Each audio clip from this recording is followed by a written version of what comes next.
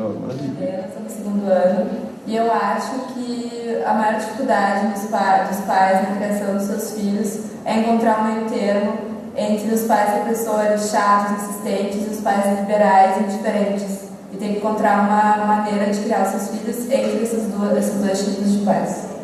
Oi, meu nome é Helena, estou no segundo ano e eu acho que a maior dificuldade dos pais na criação dos seus filhos é encontrar um meio termo entre os pais repressores, chatos, insistentes e os pais liberais e indiferentes. E tem que encontrar uma maneira de criar os seus filhos entre esses dois tipos de pais. É interessante como a Helena foi feliz nessa colocação e dela. Repetiu. Porque é exatamente esse o X da questão, né? Não reprimir como no passado, nem liberar. Então, como encontrar esse equilíbrio? Né? E é realmente complicado, né? Como realmente tu conseguir ouvir o teu filho e conseguir, no teu ouvir, conseguir discernir o que ele está dizendo que é correto, que é adequado, que é sensato, apesar de ser contra o teu sonho, o teu desejo, que essa é a grande dificuldade. Às vezes o que ele está nos dizendo é que ele quer fazer algo que, se eu fosse uma terceira pessoa, até diria, pô, cara, tem coerência, né? Não, mas é que eu não sonhei dessa forma, eu não gostaria que fosse dessa forma. Então a gente mistura os sentimentos e não consegue ouvir. Que os pais conseguissem ter esse discernimento, treinar esta possibilidade de ouvir, não com o ouvido de pai ou mãe, mas com o ouvido assim, pá, o que ele está me dizendo é adequado ou não é? É correto ou não é? Tem possibilidade de ser ou não ser? No momento que eu concluo que tem possibilidade de ser, eu tenho que de alguma maneira permitir que ela exercite essa escolha até e acompanhar, obviamente. Não é simplesmente dizer, tá, então faz, se deu errado, eu te falei que está errado, né? Mas de dar experiência. E quando o jovem diz, não, o que ele está me dizendo é absurdo, não porque eu acho como pessoa, mas porque o meu conhecimento de vida, a experiência, me mostrou que aquilo é um absurdo, não dá para ser. A gente tem que ser objetivo e dizer, olha, infelizmente não dá, e justificar por A, B e C. Eu acho que esse é o equilíbrio que... Eu esqueci o nome da moça. Que a Helena está tentando chegar, e que é muito complicado, mas a gente tem que exercitar. A tendência da gente é de primeiro ou impor, né? Ou então cair para o lado oposto. Está fase, pronto. Eu acho que tu usaste uma palavra-chave. Ouvir. Então, assim, se a gente consegue criar os filhos desde pequeno, ouvindo-os, conversando com eles, explicando a nossa opinião, escutando a opinião, mesmo os pequenininhos, eles têm opinião em relação às coisas, à medida que eles vão crescendo, o diálogo passa a fazer parte daquela família. Agora, se eu penso diferente do meu filho, e eu posso dizer para ele, olha, meu filho, eu penso assim, assim, assado, é o oposto do que tu pensa. Mas vamos ver bem o que tu está pensando, vamos ver quais são tuas justificativas. Porque no momento que o pai e a mãe também dizem o que pensam, dá um alívio para os filhos. Mesmo que seja para dizer, sabia que tu tinha essa ideia, né? Sabia que tu era para trás. Mesmo que seja para dizer isso. Mas é importante o pai e a mãe, eles darem a sua opinião. Mesmo que depois, com o diálogo, eles até permitam o filho, até mudem de ideia, ou até o filho mude de ideia. Mas é importante, assim, que os filhos saibam como os pais pensam. E os pais saberem como os filhos pensam. Porque se a gente não mantém o diálogo em casa, vai chegar um momento, principalmente a adolescência, que tu falaste, que o grupo é que tem valor, a família na adolescência passa lá para o último escalão, né?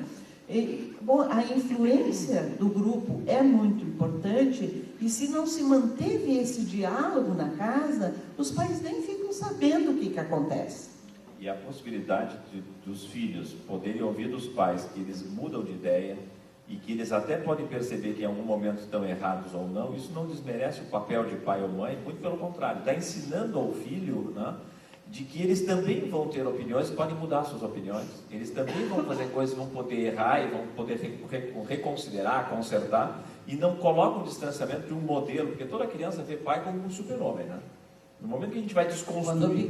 Quando pequeno. Mas no momento que a gente vai... O meu me vê assim quando eu estou de cueca. Se esse super-homem fica muito gigantesco, desconstruir esse super-homem, que é uma necessidade da adolescência, se torna muito difícil também. né? E no que os pais permitem nessa visão de que, poxa, quem sabe eu mudo de opinião, quem sabe tu tens uma opinião diferente da minha que também é certa, isso facilita para que o adolescente crie também a sua estrutura de personalidade, né? Tem um pai aqui que quer falar.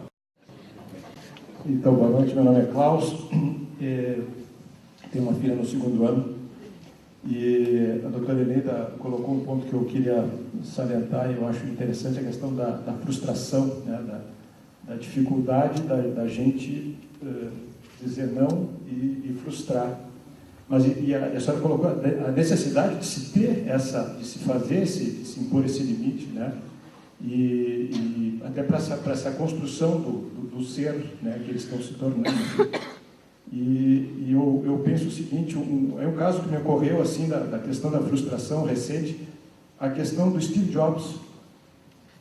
É um cara que foi extremamente... Foi rejeitado pela mãe, aí foi adotado por uma outra família, e olha o que foi o Steve Jobs.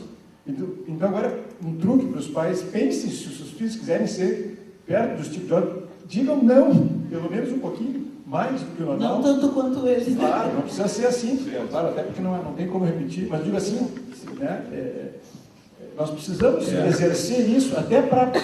Isso aí até, a gente discutiu no outro encontro também, a necessidade de se impor o limite para que eles necessitam desse limite para poder transgredir. Eles precisam transgredir. É muito bom isso. E se não tiver um limite, não tem como... Aí então, bom. Sabe que está perfeito, porque a criatividade, a transgressão, seja como for, ela só vem a partir de um limite. Eu não tenho como ser criativo se eu tenho total e absoluta liberdade. Né? O que eu vou criar se eu posso tudo? Então eu vou sentar e está tudo pronto. Os grandes artistas, os grandes gênios da humanidade estão sempre diante de um limite. Daqui a pouco se deparam que não tem braço, isso e aquilo, ou tem uma deficiência, e através dessa deficiência ele supera tudo. E é importantíssimo. E o não, ele está sendo esquecido. Ou cada vez mais deixa, eu estou cansado, eu não aguento mais. É isso. Agora eu tenho que pensar, se eu disser não, vai bater pé, vai bater porta, vai ficar berrando, porque eu te odeio, tu é o pior pai do mundo, eu queria não ter nascido. Quantas vezes a gente escuta isso, né? Se a gente puder saber que eles estão dizendo isso num momento de raiva, e puder dizer para eles assim, sim, tudo isso está bem, tu está com raiva, tu me odeia, mas daqui a pouco passa. Não achar assim, pronto, agora meu filho me odeia. Não, é naquele momento. Sim, a gente odeia o pai e a mãe de determinadas vezes. Nós odiamos, mas não podemos ter dito, né? Na nossa época a gente não podia dizer. Mas a gente odiava também. Da mesma forma como amava. E tem uma coisa que eu acho que faz parte desse limite que se falou antes aqui, que é sobre os pais, né? Nós somos pais também adolescentes. Tá? E se ficou o vocabulário, as atitudes, elas ficaram confusas. Tu olha para determinadas casas e tu não sabe quem é pai e quem é mãe, e quem é filho, porque é tudo uma mistura. E aí tu vê a mãe e o pai falando com o mesmo vocabulário do filho, e aí fica meio confuso, né? Como é que esse filho vai achar que esta figura realmente está acima? Se tá, e aí, meu, o que tu está fazendo aí? Pá, qual é, meu? Te liga? E aí, é bem assim, a questão da confusão. Nós vivemos um certo estado de confusão. Né? Sim. Um e tem um pai que levantou o braço lá, né? Eu queria voltar também aqui uma questão que a Helena colocou na pergunta depois. Leva o meu livro, tá? Obrigado por compreender, né? Eu gostaria de comentar o seguinte, meu nome é Simone, meu filho está no 3º ano aqui do colégio, estudou a vida toda aqui.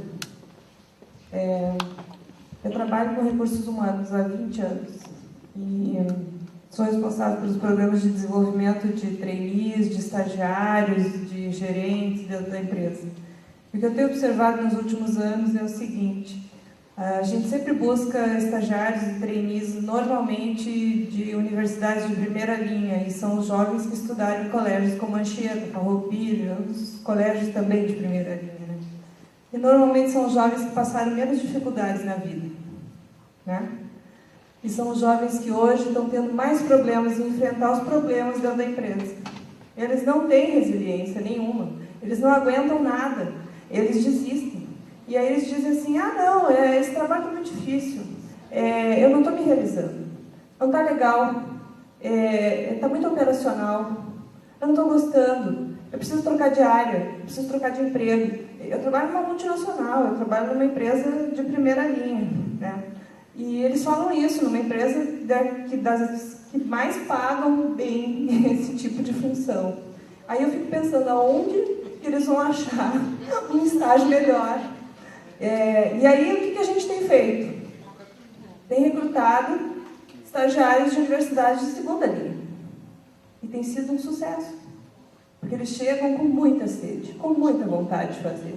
Eles têm passado por experiências maravilhosas na sua vida. E eles passaram por frustrações, eles passaram por muita dificuldade, eles batalharam muito, normalmente pagaram a sua faculdade trabalhando. E eles chegam lá com muita vontade de fazer tudo. E eles crescem na empresa. E eles chegam a níveis gerenciais. E é assim que funciona. E o que está acontecendo com os filhinhos de papai, como o meu filho? Né? É que eu fico muito triste, muito preocupada. Eu me angustio todos os dias, eu acordo rezando por ele. Por quê? Porque eu não vejo como ele vai sair disso. E aí a gente manda eles para fazer intercâmbio no exterior, para ver se aprende alguma coisa nessa vida, né? Para passar por alguma frustração. A gente fabrica uma frustração exportada. Eu fico muito preocupada com isso. Como é que a gente vai sair dessa? Parabéns. Eu acho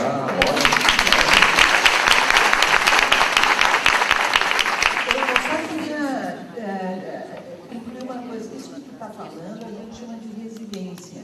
A resiliência é algo que tu constrói a partir da frustração. Aquilo que te dá força, garra, para ir atrás daquilo que tu quer e vencer. Né? E, bom,